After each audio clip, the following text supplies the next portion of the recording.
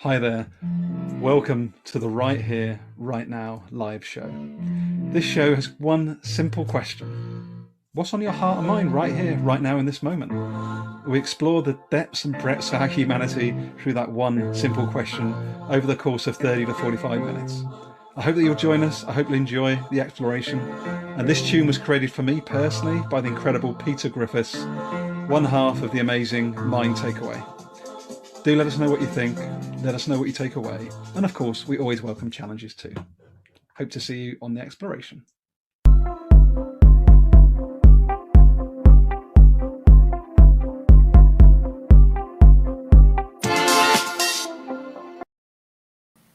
Good morning, good afternoon, good evening, wherever you are in the world. Oh my goodness. Look who I've managed to hook this wonderful afternoon is the Mr. Torin Ellis. How are you? I'm absolutely wonderful. I think that the music that you use in the beginning is so zen-like. It absolutely sets the stage for us to have an incredible conversation. It's a compelling one-question sort of interview, and I'm looking forward to getting into that in a moment. But first, I want to just say thank you, because whenever you are given a platform to be in front of an other individual's audience, not one that you've curated on your own, but one that you've used your brand, your cachet, your panache to build, they trust you, and you have extended that trust to me, and so I say thank you. That's lovely. I really appreciate that, and I accept that. Thank you, Torin. As we get going today, for those that either joining us live, they may interact, they may not, they'll certainly be with us, or they may watch this back. Just give us a couple of minutes as to, who is Torin Ellis? Big existential question, but give us a little bit of a flavor as to where you're at and what are you working on right now? What really sets you alight? Yeah, diversity strategist, risk mitigator. I coach, I consult, I speak.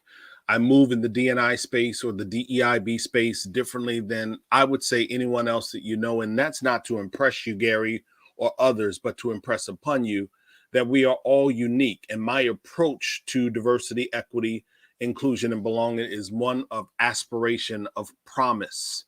It's not one of punishment or punitive. Yes, we have those doses of truth that are there that we have to explore if we're in a coaching session, if I'm speaking on stage somewhere, if I'm consulting with a client. I absolutely face and force them to face some of the truths that are present, but that doesn't have to be a negative, a punitive experience. And so I try to work with an aura of this is really beautiful. Humanity is beautiful. Inclusion is beautiful. Equity for women is beautiful. Access for people with disabilities is beautiful. Making sure we're aware of the LGBTQ community, it's beautiful. So I am a person who absolutely moves with two most powerful words: love and process.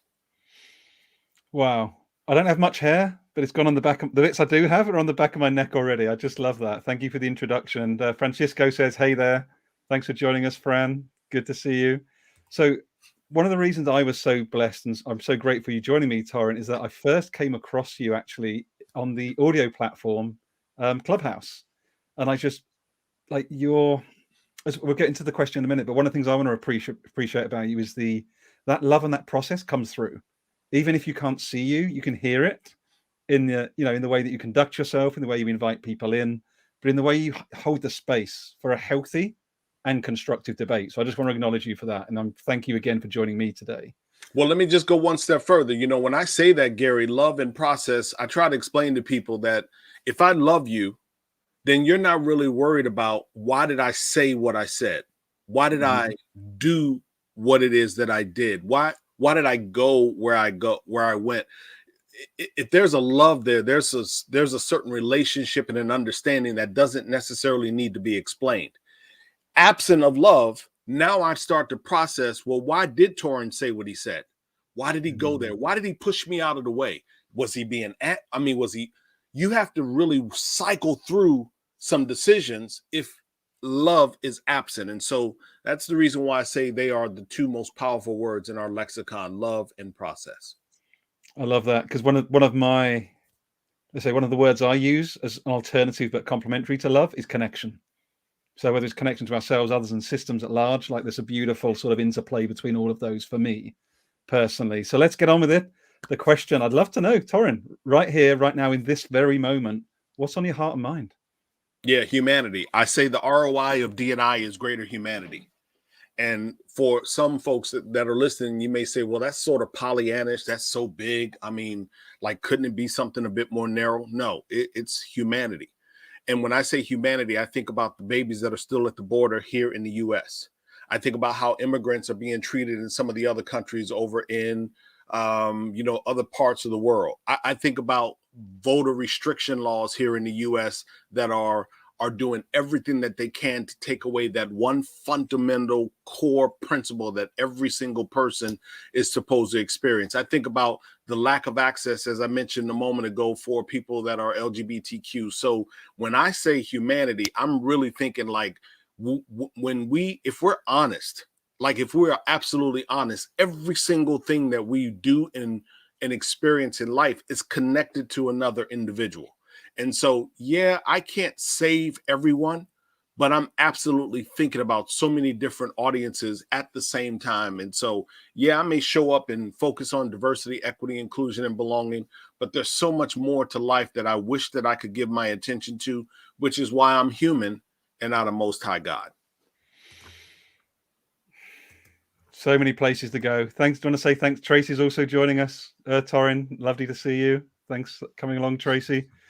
So this is really interesting. Thanks for sharing that, Torin, because I've been having very vulnerably, those that know me, had a podcast on vulnerability for over 2.5 years. So I try and model it as best I can.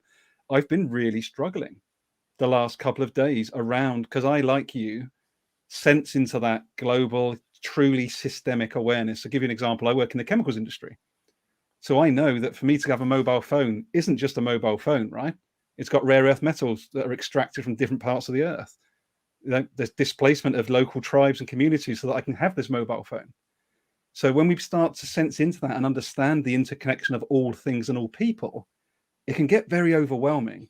And I found that a little bit myself recently. So I'm really curious, how do you as Torin stay present with this incredible mission that you have? How do you sort of make sure you're okay as you journey that as well? Because I find it's an interesting tension that I find personally. Yeah, overwhelming is a very good word to kind of describe it, not kind of, but to describe it. And I try my best to, I don't want to say divorce myself from the emotion, but I try to stay present with the emotion. And so when I find myself on a frequency where I'm really feeling downtrodden, where I feel like my energy is being challenged and or sucked up out of me, if I feel like I'm in circular conversations with individuals who may not be aware that their mobile device has a number of elements from countries that are being ravaged, if you will, can I be in that honest conversation? And are they there because they really want to learn? Maybe they didn't know, but now that we are making them aware, are they willing to put their feelings aside and, be in that honest conversation? Or are they the individual who's just doing everything that they can to belittle, to challenge, to discount, to diminish, to destroy the narrative of truth? And those are the individuals that really take so much out of me. And I run up against them every single day. I run up against them in rooms that I'm speaking in. I run up against them in organizations that don't want the type of consulting that I'm doing. Gary, you got to understand, for years, I've been in this space for over a decade. For many people, diversity and inclusion just became something of significance last year. Certainly, a number of people have been working on it for a while, some even longer than myself. But I've been in this space for a decade. And I can tell you from 2011 to 2016, 2017, there were times where I had to fly into cities and fly back out that night because I didn't have money for a hotel. There were times where my lights were turned off in my home and I couldn't find the money to pay for the electricity in my home. There have been times that I've lost 6-figure, even 7-figure contracts because I'm honest with individuals and I am very direct and transparent.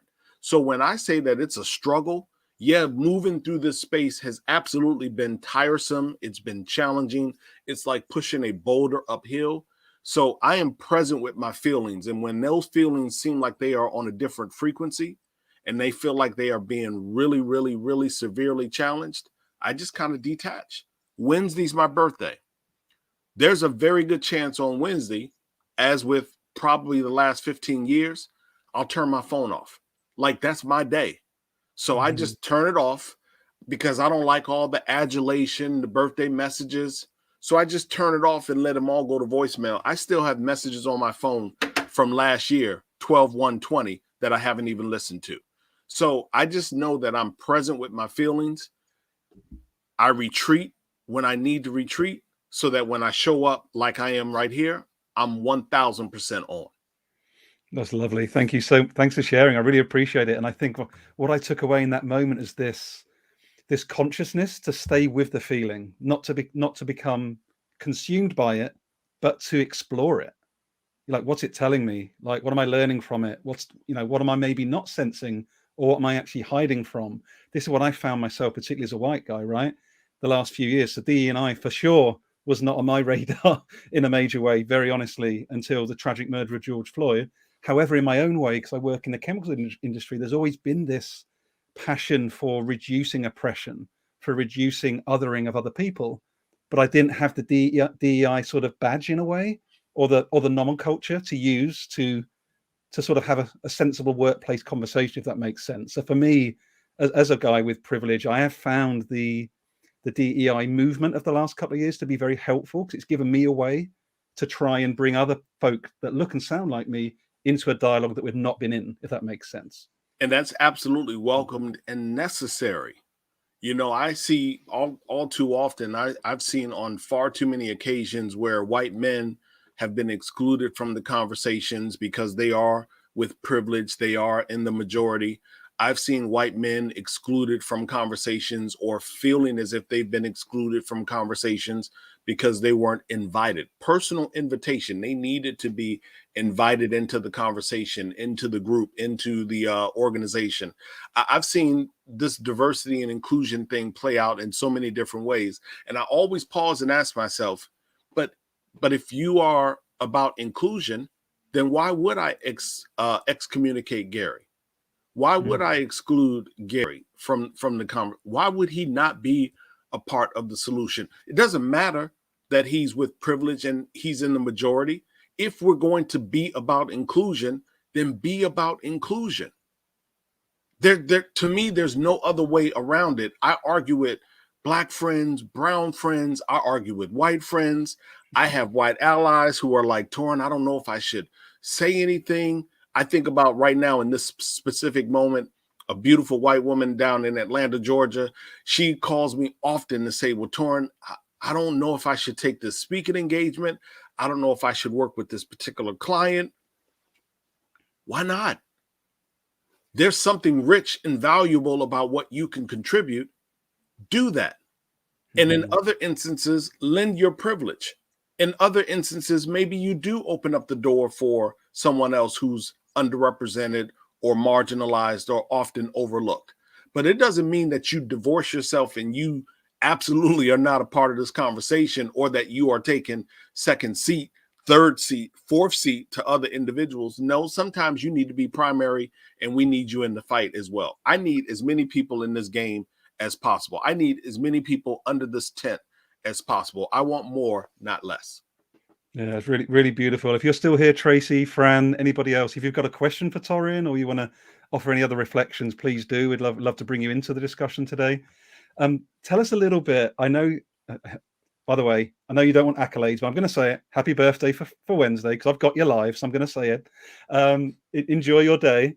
You're switching off. But before then, there's something pretty exciting happening tomorrow.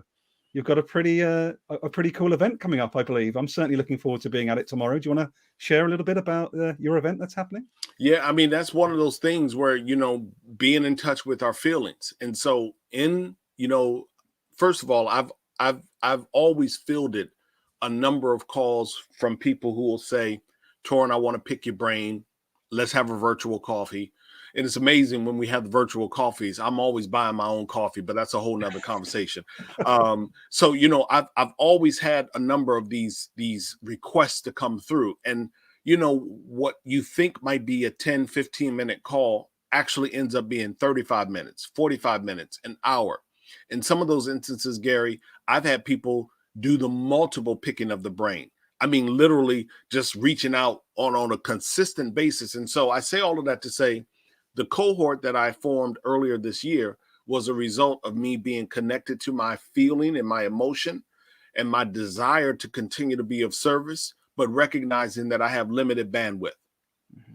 So I put a cohort in place and said, you know, these are the people that I'm going to give the most time to. The people that are willing to make this investment, these are the folks that I'm going to spend the most time with. Whenever they reach out to me, I'm going to make time for them. I'll spend as much time as I possibly can. These are the folks that I gave the most of me to outside of my clients, if you will. And it was wonderful. Here's the deal. And here's what's disappointing. And this is the truth of the matter. When you put a price tag and you value who you are and people don't recognize that, you have to make sure that you are prepared to shift.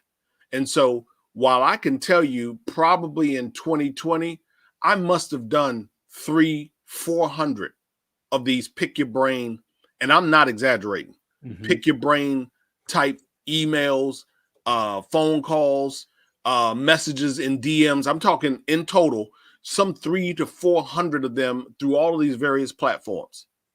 In the cohort this year, I had 15 people.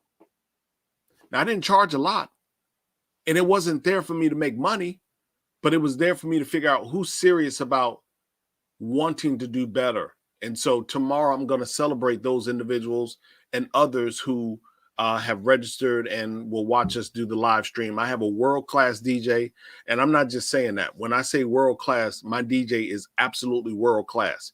He's the DJ for the Orlando Magic, the basketball team.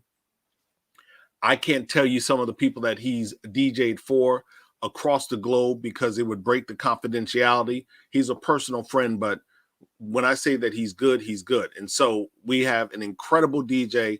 And then I'm going to talk to some leaders from Canvas, from Canaries, from JobVite. And then I'm going to actually talk to Abby from Workplace from Meta, who has been an incredible sponsor and supporter of everything that I've done this year. And so they are the event partnership, you know, sponsor, if you will. And so we're just going to have a good time for 60 to 75 minutes. That's so cool. I'm looking forward to being part of it and joining your celebration tomorrow, Torin. But I'd love you to speak a bit more. And I'm going to be a bit selfish because, as you say, we're sharing this platform today. Can you speak a little bit more about that support that you do offer? Because I'm sitting here right now as someone going, I didn't actually realize that Torin did that personally. Yeah. So you're quite new in my world. But yeah. I'd love you to expand a little bit. What does that support look like? What is the space? Is it sort of once a month? You know, give a little bit more context, because I think it might be interesting for me, but also for other people listening back to this. Yeah, again, I said I coach, I consult, and I speak. So the speaking piece is easy. You know, it's self-explanatory. I've done some of the largest conferences to some of the smallest conferences in our space. I speak often with, you know, corporate clients, private corporate events for their leadership or for their entire organization. The coaching that I do is for executives that want to model diversity, equity, inclusion, and belonging better. So they're personal coaching sessions where it's just them, you know, me and them. We are running through, you know, types of questions and scenarios and just really being a sounding board, that support resource to help them say, you know, this is something that I'm wrestling with. I'm struggling with this right here. It was an experience inside of our organization. And let me tell you, Gary, the coaching is not about, you know, the compliance piece. It's really about how do I elevate my EQ so that I'm a bit more present and I can see things the way that you might see them. I often say 4 guiding words in D&I are empathy, intentionality, proximity, and transparency. Empathy, intentionality, proximity, and transparency. So I try to use the coaching sessions to elevate those 4 words with those individuals. Beautiful. But from a consulting standpoint, I get into an organization and I'm ripping back the covers and the curtain. You know, all of that other stuff, those beautiful flowery messages on your website, those EEOC statements, all of that other stuff. I don't care about any of that. I want to know, what are your people doing? And so we do a forensic discovery of the business units and the departments to find out where the organization really is. What are we saying and what is actually happening? What are people thinking and what are they actually doing? And we look at all of that data, quantitative, qualitative, and then we try to optimize how do we do better going forward? How do we do better around inclusion and equity? How do we do better around representation, advancement, strategic support? How do we do better around philanthropic giving and corporate social responsibility and recruitment, marketing, talent acquisition? How do we do better in learning and development and board governance? How do we do better? And so I take all of that to kind of give them a roadmap for moving forward. And most of my consulting engagements, they are around a year in duration. Some are a little bit longer. That's fantastic. And in terms of this sort of cohort you're celebrating tomorrow, Torin, how does someone sort of sign up or potentially be one of those clients for you in 2022? Well, first of all, tomorrow's a celebration. So I don't care about, you becoming a client. I just want you to sign up and enjoy the DJ. If you have a beverage, bring a beverage, but let's have some fun tomorrow at 12 p.m. Eastern. You can find me across all of social media at Torin Ellis. There's probably a link in my bio on Instagram, on Twitter, on LinkedIn. There's posts. There are posts on Facebook. Just find me, find one of the posts. It's going to be on the Crowdcast platform. Sign up. Just sign up. I'm not going to spam you. I'm not going to add you to an email list. I'm not going to email you after the event. I'm not going to do any of those things. Sign up, and then you'll be able to communicate with us on the Crowdcast platform, because even though I'm going to be streaming it to Facebook and to LinkedIn, I'm not going to be monitoring those platforms. I'm going to be right here on Crowdcast, just like you and I are right now. I'm going to be right there focused. I may look down at the questions there, but I'm not going to be looking at anything on the other platforms. So just sign up. Oh, fantastic. So I'm really, really intrigued. Like, if you look out, and again, we can't predict tomorrow, let alone in 3 years' time, Torin, but I'm really curious, this big topic of humanity that you're deeply involved in, and clearly, joining all of these amazing dots. If you were, for anyone watching us live now, or maybe watching back the replay, Torin, what's an invitation? And again, I don't want to rip your labor off of you. That's not what this is about, but I'm just curious, if you were going to offer one key invitation to somebody, listening back to this conversation, what would that be as they go into their 2022? What would your number one invitation be for them? Empowerment. I say it all the time. Number one, you have to speak up, use your voice. I can't empower Gary, but I can do everything that I can to encourage him that his voice is valued. I can't empower other individuals, but I can do everything that I can to show that I'm intimately listening. I am trying to help them formulate a strategy or an action plan. I'm trying to help identify tactical resources and support necessary. I might encourage them that there's some collaboration partners, but we can no longer afford to be silent in the face of injustice. That is the problem. We have been on a treacherous journey in corporate America. Many Black and brown people have been on a treacherous journey in corporate America. They've been undersupported. They've been overlooked. I left corporate America because my manager, and I had one of the top sales teams in the entire country. My manager or leader at the time said, I can't trust a Black man with hair on his face. I didn't have the language to battle him at that point. Although I was angry, I just said, oh, you know what? Whatever. I'm not going to cuss on your show. Whatever. I'm just leaving corporate America and I'm going to start a recruiting company. And that's what I did in 1998. I left and said, if I can build a high-performing, high-powered team here at MCI, then I can build teams for anybody. And I started a recruiting company with a dear friend of mine. But I was silent in the face of that injustice because I didn't have the language. I didn't know exactly how to deal with him without being angry. I didn't know how to deal with him without jumping across the table and punching him in his face. I didn't know how to do that. So I left corporate America. I'm not suggesting that I wouldn't have left corporate America, but I'm suggesting now that people have to speak up in the face of injustice. There's only one reason why we experienced Me Too and Time's Up the way that we did. And that one primary reason is because HR was silent. Women are complaining about aggressions, harassment, and all types of other incidents in the workplace, and HR is taking the side of the company and not the voice of the woman. That's the only reason why this bubbled up the way that it did. We can't be silent in the face of injustice.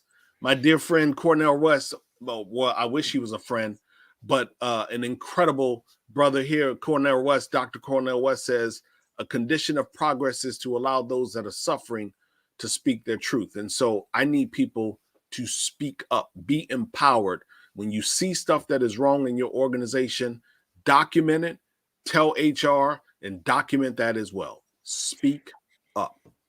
It's honestly, thank you for sharing that. And it spoke straight to my heart. Torin, let me share a real life example again, vulnerably. I remember a situation so I still work in corporate myself. It's a global company, but I'm based in the UK.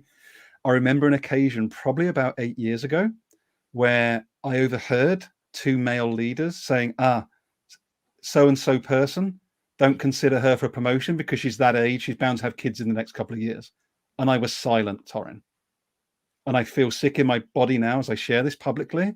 But this was a real learning for me at that moment. Was like, shit, I looked the other way when I should have dived straight in and say, hey, that's not acceptable. Now, it seems we probably hear these sorts of examples day in, day out in our workplaces, but we never consciously stop to go, hey, that's not right.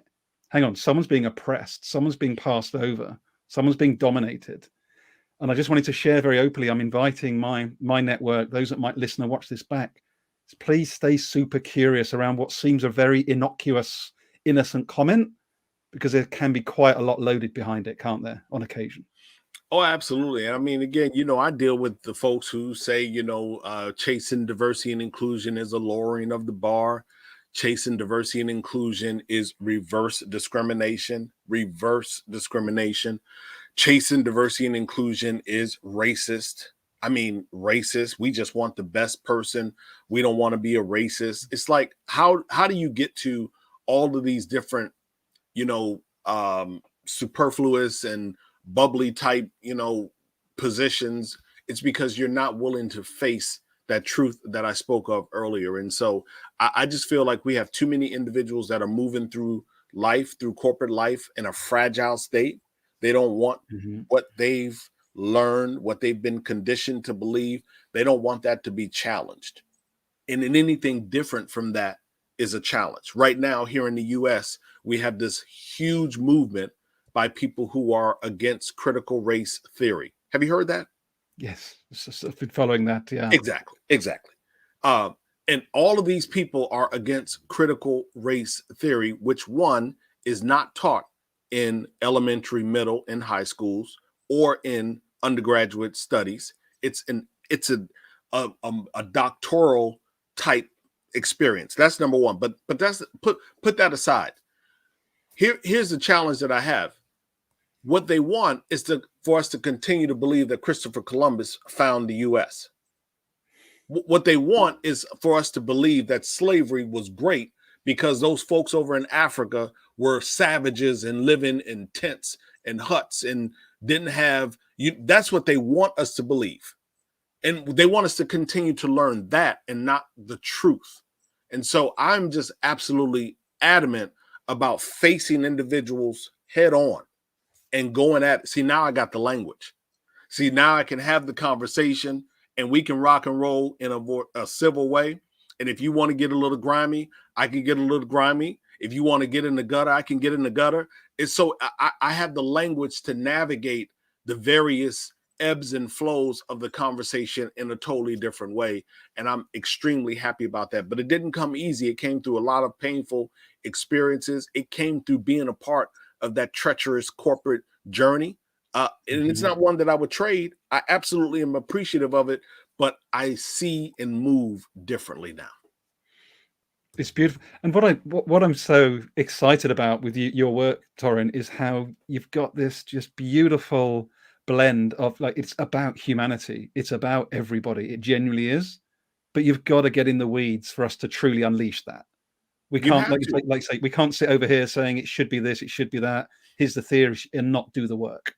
Yeah, let me tell you, and trust me, Gary, I've had those experiences where I've even had to apologize. I've made mistakes. There was a moment there for probably 2 years from September of 2019 to just earlier this year. I was subscribing to the intent versus impact sort of framework. You know, it's not what your intent was, it's the impact you had.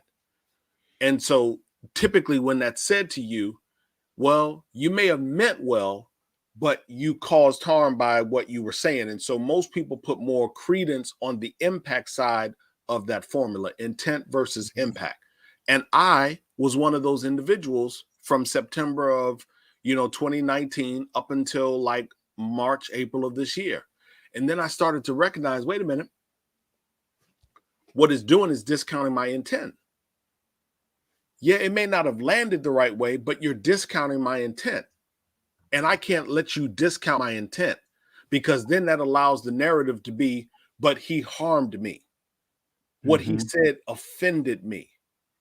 What he did was something I didn't like. It discounts or erases my intent. I never intended to harm you. I never intended to make you feel bad, so we can't erase my intent moving towards him. Sure, I'm willing to say I apologize.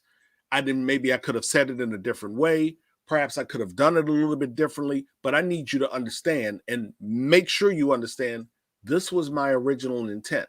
Can we at least go back to my original intent and try to take this journey again?